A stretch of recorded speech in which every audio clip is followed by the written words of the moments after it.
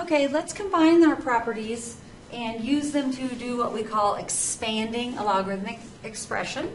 When you're asked to expand the expression, you're asked to write it as sums and differences of logarithms. Now, there's one more thing that we need to do that specifically is never stated in those instructions. It's kind of understood.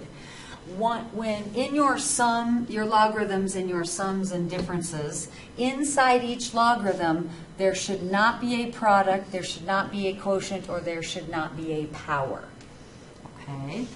So one additional step there you have to double check. Okay? All right, so here we go. We have log base 10 of x to the fourth times y to the second. So basically I have a product of those two exponential expressions. So the first step then to simplifying is I can use the product rule to rewrite this. Okay, so the log of a product is a sum of the logarithms.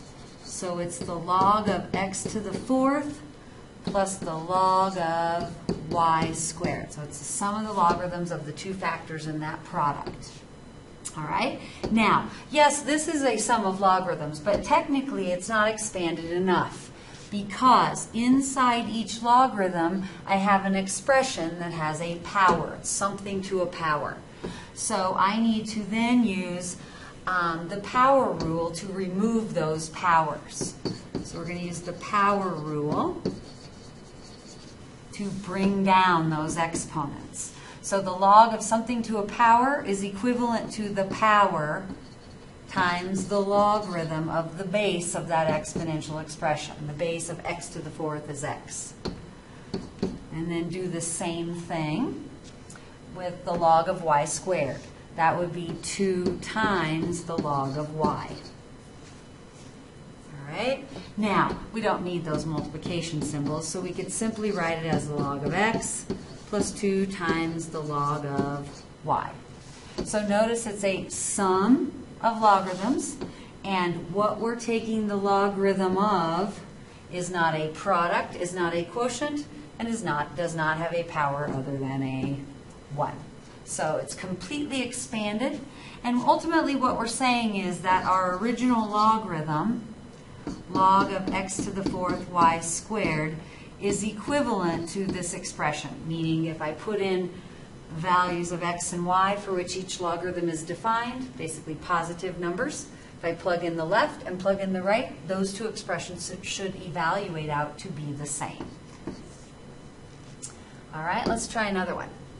Okay, here's a natural log with log base e.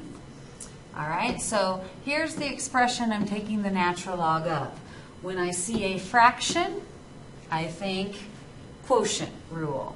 So I'm going to use the quotient rule to first rewrite that log of a quotient as a difference of two logarithms. So it's basically the log of the top, so it's natural log of 2y to the sixth minus the log of the, natural log, same base, natural log of the square root of x. Okay? Now, if I look at my expressions in here that I'm taking the log of, not completely expanded yet, because in the first one we have a product and we have a power.